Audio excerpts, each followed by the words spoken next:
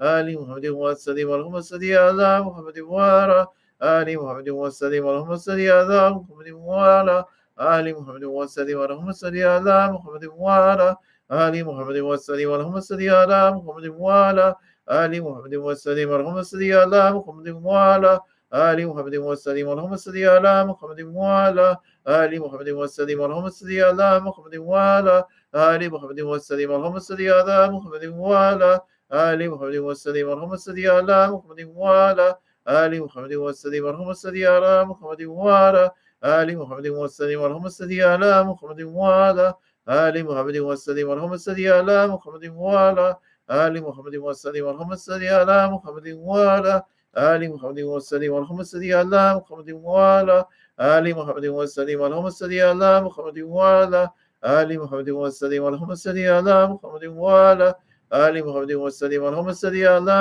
محمد وعلى آل محمد وسلم. صل يا ربي وسلم على جميع أنبياء والمرسلين وآل القرون أجمعين والحمد لله رب العالمين. على أشرف نبينا سيدنا محمد صلوات على أفضل نبينا سيدنا محمد صلوات على أكمل نبينا سيدنا محمد صلوات صلوات الله وبركاته وأنبياء ورسوله وجميع كوكير محمد وعلى آل محمد عليه وعليهم السلام ورحمة الله وبركاته. ودي الله تبارك وتعالى أن تدتنا شاب رسول الله أجمعين ونتبعنا بهم بإحسان وني مجتدين آمدين وني علماء متقين وني علياء الصالحين. أما الشيخين في تركة نقشبندية آلية وإلا ولسنغو كدسنا وتلا وخمزقية ونوتلا جرت مباركة ودلا تلا علينا من بركاتهم وفويداتهم دائما والحمد لله رب العالمين. الفاتحة. أعوذ بالله من الشيطان الرجيم بسم الله الرحمن الرحيم الحمد لله رب العالمين الرحمن الرحيم مالك يوم الدين إياك نعبد وإياك نستعين اهدنا الصراط المستقيم صراط الذين أنعمت عليهم غير المغضوب عليهم آمين. إلى حضرات النبي صلى الله عليه وسلم وعلى وصحبه الكرام وإلى أنبياء وإلى أولياء كستاني روحي إمام طارق وقوسي كريكا شعبه هدي نقشبند مبيد اللويسي وبكاري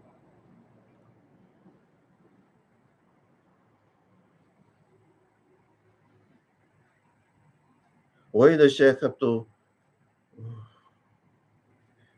عبد القادر الجيلاني وإلى الشيخ شريف هداية الله وإلى سنن أمبول وإلى سنن جيري وإلى الشيخ يوسف مقاسي وإلى الشيخ عبد الله فايز الداغستاني وإلى زند بير وإلى صوفي عبد الله وإلى مولانا الشيخ نازي مدي اللقاني وإلى الشيخ داود الرصاوين وإلى قستور وإلى الشيخ تانك بدرودين وإلى مولانا الشيخ هشام كباني وإلى الشيخ بادشاه وإلى الشيخ دوت التاري القادري وإلى الشيخ محمد الديل وإلى الشيخ نور كباني وإلى كياي مصطفى أكيل وإلى كياي يحيى قليل استقف وإلى سري سادتين وسيدكيون. الفاتحة. أعوذ بالله من الشيطان الرجيم بسم الله الرحمن الرحيم الحمد لله رب العالمين الرحمن الرحيم مالك يوم الدين إياك نعبد وإياك نستعين اهدنا الصراط المستقيم صراط الذين أنعمت عليهم غير المغضوب عليهم آمين. Ya Allah, we pray you shower your eternal blessings upon the soul of the Prophet Muhammad Islam and his noble ancestors and his noble descendants. And you shower your eternal blessings likewise upon all the previous prophets and their noble ancestors and their noble descendants. And we pray you shower your blessings upon the Khalifa Rashidin, the Sahaba Ikram, the ulama, the awliya, especially upon my sheikhs, Sufi Abdullah, Maulana Sheikh Nazim, and Sheikh Dawood al-Rasa'oin. Ya Allah, bless their souls and raise their stations in Jannah and in your divine presence. Ya Allah, we pray you shower your blessings for my dear father, Richard Kevin Armstrong, whose death anniversary is tomorrow. Ya Allah, bless his soul and raise his station in your divine presence. Ya Allah.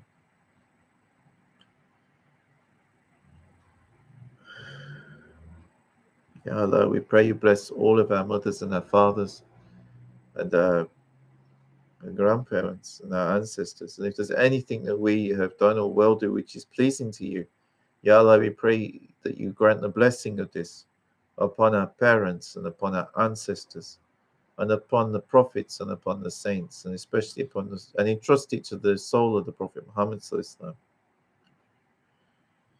Ya Allah, we pray for all of our brothers and sisters, our aunties and uncles, our wife or husband,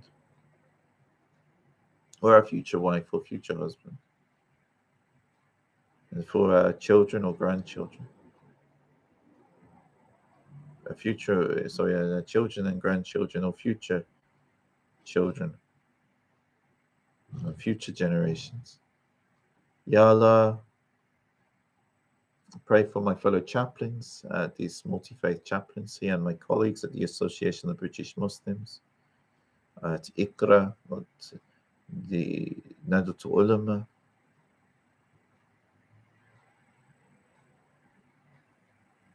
and I pray for all of my students. Ya Allah, help and support them, make things easier for them. Everyone in my community or communities. Everyone in the United Kingdom and in Indonesia and China and all people all around the world. Ya Allah, make things easier for everyone. Ya Allah, guide everyone. Ya Allah, help us to be humble of heart and put the love in everybody's heart. Ya Allah, magnify the Nur-e Muhammad Sallallahu in people's hearts, so that light of divine love which you reflected to the soul of the Prophet Muhammad Sallallahu reflects through the hearts and souls of all humanity and all creation, connecting us all together in a much better way and helping us to build a much more safer and a harmonious future. For the sake of your beloved Rasulullah sallallahu alaihi wasallam, Sadi Rabbi wa sallam ala jami'an bi akhram muslim wa kulli ajma'in. Walhamdulillahi rabbil alamin. Al-Fatiha. أعوذ بالله من الشيطان الرجيم. بسم الله الرحمن الرحيم. الحمد لله رب العالمين الرحمن الرحيم مالك يوم الدين إياك نعبد وإياك نستعين اهدنا الصراط المستقيم صراط الذين أنعمت عليهم غير المغضوب عليهم. Thank you for joining us today for this Sohbet and Sufi meditation. Look forward to seeing you on Friday for my Friday reflections. I wish you all a very good and blessed week. And if you're in the UK, have a very good evening. This is all from me today. Assalamu alaikum wa rahmatullahi wa barakatuh. May the peace and blessings of God be with you all.